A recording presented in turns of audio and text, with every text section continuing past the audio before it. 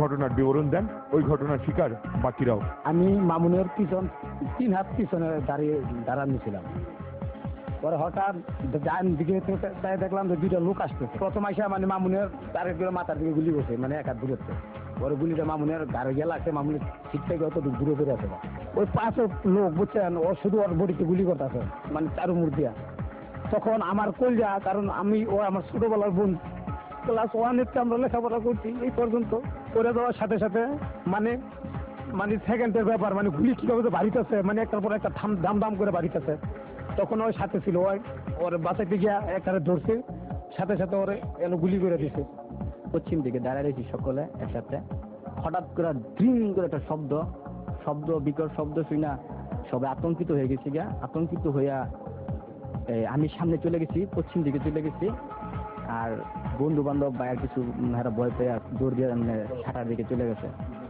আমি সামনের দিকে 1 কদম 2 কদম আগায় দিয়ে দেখি যে বাইরে গুলি খাইয়া সে পড়ে নাই, সে কাইট হয়ে গেছে পুরো। ঘটনার পরপর স্থানীয়রা ধরে ফেলে পলাতক সন্ত্রাসীকে। তারপরও 2 মাস পেরিয়ে গেছে। ওই আসামির স্বীকারোক্তির সূত্র ধরে পুলিশের জালে ধরা পড়েছে ব্যর্থ কিলিং মিশনের আরো কয়েকজন। তবে মামুনের অভিযোগ, পুলিশের ঊর্ধ্বতন কর্মকর্তারা সহায়তা দিলেও অদৃশ্য রশিদ টানে ধরাছোঁয়ার বাইরে রয়ে যাচ্ছে মূল হোতারা।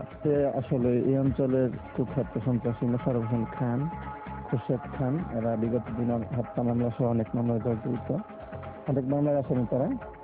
এদেরই বাস্তি জমে আর কি এলাকায় সন্ত্রাসী করতে দেওয়ার।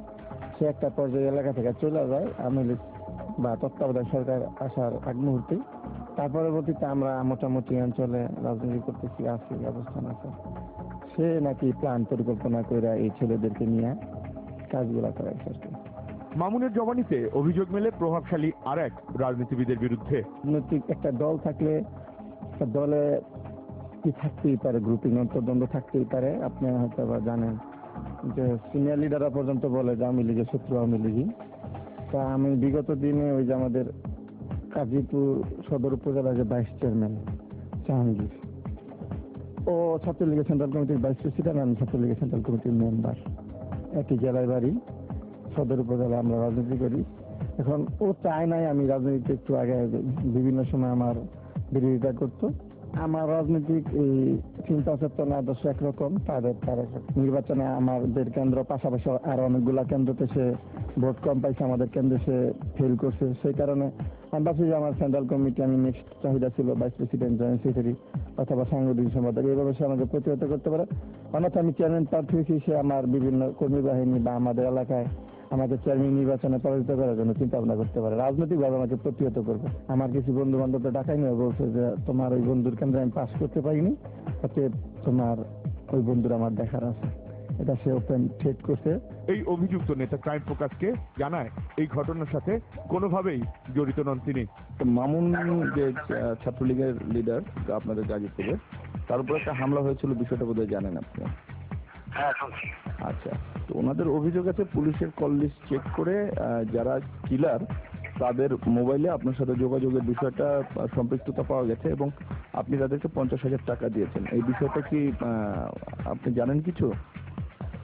আমার ঘটনা যদি মোবাইলে তাদের সাথে আমার সম্পৃক্ত থাকে, তাহলে আমার নাম্বার তো বসে আছে, সেটা আমি আপনার নিজে নাও করে তো হবে না, হবে না, তা হবে না। না, হবে না। আমার ঘটনা যদি আমার সম্পৃক্ত থাকে, তাহলে আপনার আমার কোনো অভিযোগ নেই, কোনো কথা নেই। আর যদি না থাকে, তাহলে হয়তো একটা কেউ বলে, সেটা আপনার কাছে আমার ইয়ে হয়েছে। এই জন্য আপনাকে ফোন দেয়। আপনি 50,000 টাকা দিয়েছেন, এই মর্মে একটা স্বীকারোক্তিও দিয়েছে একজন আছে। না, 100% আমি আপনাকে বলি, এবং ওই যে কিলার বা কি বা তাদের সাথে আমার জীবন আমি চিনি, ওনাদের সাথে সঠিকতা নেই, ওদের সাথে জীবন আমার কোনোদিন কথা হয়নি, দেখা হয়নি, জানিও না, চিনিও না।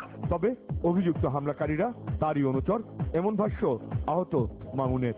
রানা, হেলাল এরা আমার আর কি ওই সন্ত্রাসী দিয়ে পাঠায় দিছে। আর মেহুদি নামের ছেলে ও আপনার ওই সন্ত্রাসী দেখায় দিছে যে মামুন, আমার গুলি চালাইছে। রানা, হেলাল, মেহেদি এই নামের কাউকে আপনি কোনো সময় চিনতেন? হ্যাঁ, রানা, হ্যাঁ চিনি। আচ্ছা, রানা চিনি, হেলাল চিনি, মেহেদি চিনি। একই সাথে মিশনে অংশ নেয়াদের অর্থ সরবরাহে অভিযুক্ত অপর একজনের কথাও জানায় মামুন। রানা, হেলাল এই হাজিরপুকুর প্রোগ্রেসিভ পেট্রোল পাম্প থেকে আমার সন্ত্রাসীদের দিয়া দেয়, আমি সন্ত্রাসীদের মামুনদের দেখাই দিই। আর ঘটনার 4 দিন পরে রানা হেলাল যে কাপাসিয়া চাঁদপুরের দলের কাছ থেকে 50,000 টাকা নিয়ে আসছে।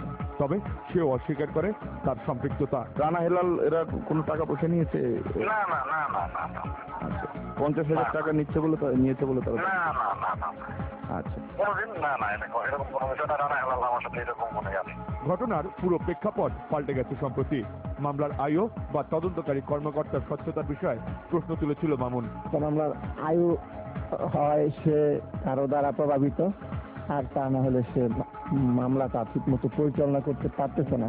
মেহেদি পুলিশ জবানবন্দি দিছে, সেই পুলিশ কিন্তু আমাদেরকে এই তথ্য দিছে যে মেহেদি বলছে রানা হেলাল সন্ত্রাসী পাঠাইছে, সে আমাকে দেখাই দিছে। ঘটনার 4 দিন সে পুলিশের যে সার্কেল সাহেব এবং আপনার এই মামলার আয়ু শাহিদ সাহেব, তারা বলছে যে এই তথ্য দিচ্ছে, কিন্তু দারোগা কিভাবে প্রেয়ার দিল চিফ জুডিশিয়াল আমাদের গাজীপুর কোর্ট 1 দিনের রিমান্ড মঞ্জুর করে নেই। পরে গাজীপুর জেলা পুলিশের প্রধান পরিবর্তনের নির্দেশ দেন মামলার তদন্তকারী কর্মকর্তাকে। সবশেষ অগ্রগতি হলো আসামিদের রিমান্ডের আবেদন মঞ্জুর করেছে বিজ্ঞ আদালত। এখন মামুন ও তার পরিবার প্রতীক্ষা করছে সুষ্ঠু তদন্তের মধ্য দিয়ে মূল পরিকল্পনাকারীদের মুখোশ উন্মোচনের।